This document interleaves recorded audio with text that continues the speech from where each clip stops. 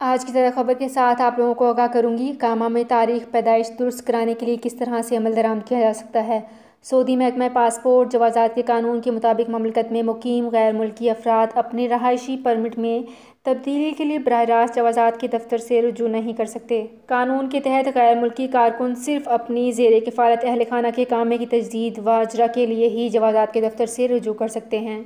जबकि विजिट वीज़े के हवाले से बताना चाहूँगी कि विजिट वीज़े पर आने वाले इस वक्त तक ममलकत में रह सकते हैं जब तक इनका वीज़ा कारआमद हो। वाज़ेह रहे कि जो कामा होल्डर्स अपने अहल खाना में से किसी का विजिट वीज़ा जारी कराते हैं, अगर इन्हें हंगामी बुनियाद पर जाना पड़े और इनके अजीज़ जो कि विजिट वीज़े पर ममलकत में मुकीम हों, इन्हें किसी किस्म की पाबंदी का सामना नहीं होता।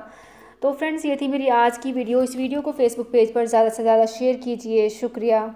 सऊदी अरब में मुकीम गैर मुल्कियों के लिए बहुत बड़ी खुशखबरी आ गई है। अब कोई भी शख्स जो अपने मुल्क जाना चाहता है और उसका इकामा एक्सपायर हो या इकामा वैलिड हो, शिरका बंद हो, मुसस्सा बंद हो या कफील छुट्टी ना लगा रहा हो या कोई भी मसला हो, तो आप हमारे साथ रब्ता करें। हम इंशाअल्लाह आपको 3 दिन के अंदर अंदर एम्बेसी के जरिए आपका खरूज लगाकर आपको आपके मुल्क वापस भेज देंगे। कोई भी इंडियन, पाकिस्तानी, नेपालियन, बांग्लादेशी, श्रीलंकन या किसी भी मुल्क का हो, वो आसानी से बगैर किसी परेशानी के अपने मुल्क वापस जा सकता है। जी हाँ, स्क्रीन पर आपके सामने जो नंबर शो हो रहा है, इस पर आप कांटेक्ट करें। इंशाअल्लाह 3 दिन के अंदर अंदर आपको आपके मुल्क वापस भेज दिया जाएगा। मतलूब केस वाले रब्ता ना करें। शुक्रिया।